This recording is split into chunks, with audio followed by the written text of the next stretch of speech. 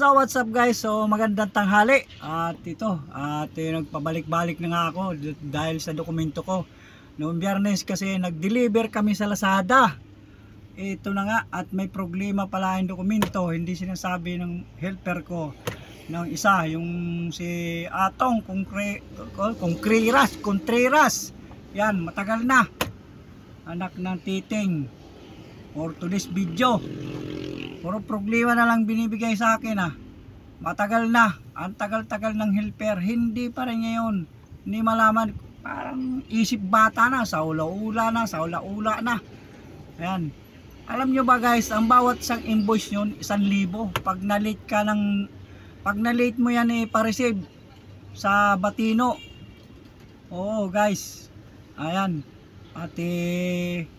Bawat isang invoice yan, kung 10 man yan, 10,000 din yan. At bukod pa doon, meron pa isang maliit na dokumento, 1,500 din yun.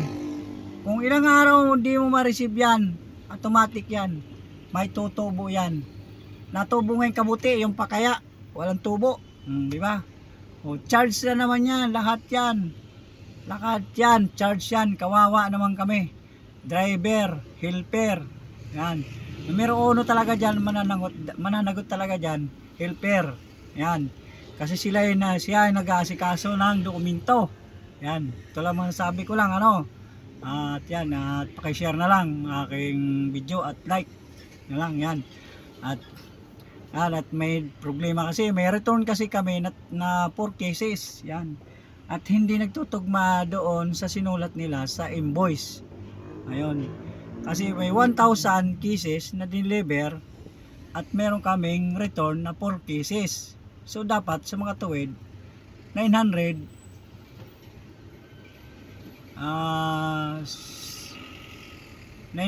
plus 77 ata yun ang butal.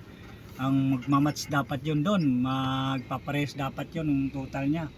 So yan, at pabalik-balik na kami dito, 3 beses na kayo pabalik-balik. Ito na, malalaman na naman to ng may-ari ng tracking na naman to, sigurado naman to bukas. Mga galit na naman, charge na naman yung toll gate, yung diesel. Yan, dyan tayo magkakaanohan na. Yan, kasi ako nagmamaneho, yan. Nandun na nga ako. At lagi naman paalala. Pero sa akin pa rin ang putok. Mabuti pa yung naputok, may sumasabog. Itong putok, walang sabog. Kung pasabogin ko na kaya para pumutok.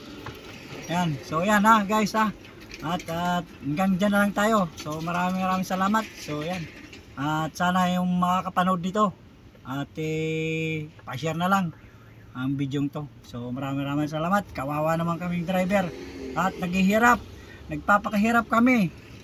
Kami nagpapakahirap, magpagod araw gabi, kami nagbababa, kami nagbabantay ng pangarga. Yan. Pero ganun ang mangyayari sa amin. Charge pa rin. So yan. Maraming salamat sa inyo. So yan, hanggang dyan lang tayo guys.